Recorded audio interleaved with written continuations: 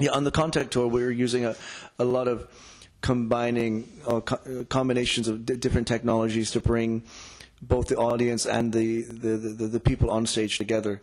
You know, there's very simple things like connecting all our computers together over LAN and running sync tones or sync information between one computer and the next, so that all the artists can forget about timing and just create and manipulate sounds, and we use that to create kind of this tapestry of music and beats.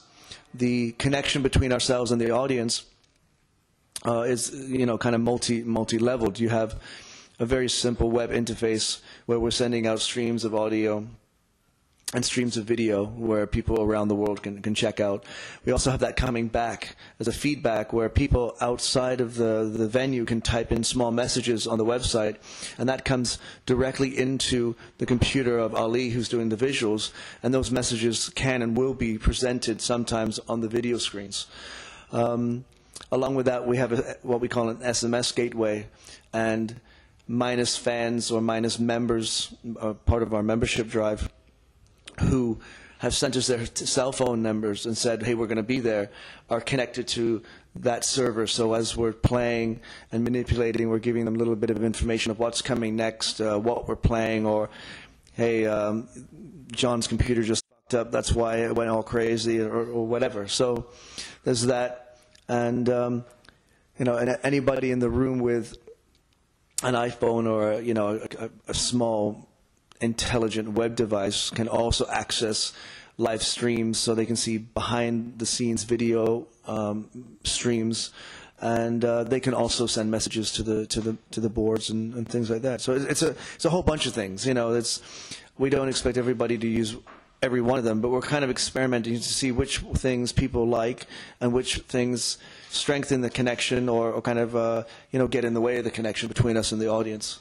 Well, the Twitter application for me is a way to, you know, let people have an insider view of what I'm doing, because you're seeing how I'm playing, even some songs I'm playing that aren't actually being played. You're seeing what I'm queuing up sometimes, and it kind of gives you know, the people a view into my train of thought of how I'm creating a set and building it.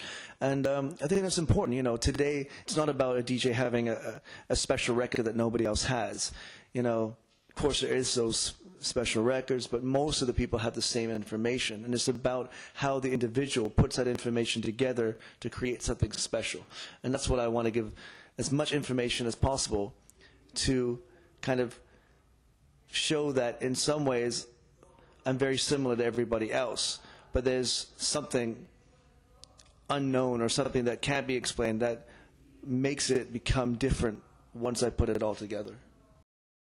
We didn't plan on making a film, but you know, after doing a couple of shows, we thought that it might be a good idea to document what we're doing in the first place, just for ourselves, because so many things were happening and changing so fast, and we saw how much work and kind of we started to realize how crazy the idea that we were trying to pull off was. So we started to film a little bit here and there, and even then it was still like, let's capture it and have just in case. But it wasn't really until after the last show that we really understood you know, how much time and energy had gone into the whole year. You know, it was a very bittersweet moment. So then we started to look through the footage, and you know, I actually had nothing to do with it. I was really like, I was so tired of the whole thing. I was just like, you guys look through it, and if you think there's something there, then we'll do something.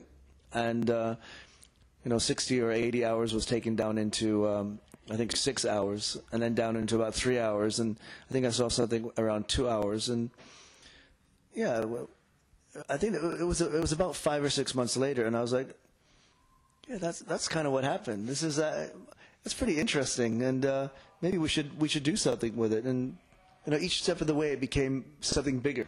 You know, so from nothing to, you know, some home movies, to a YouTube idea, to a DVD, and then to a screening in London. You know.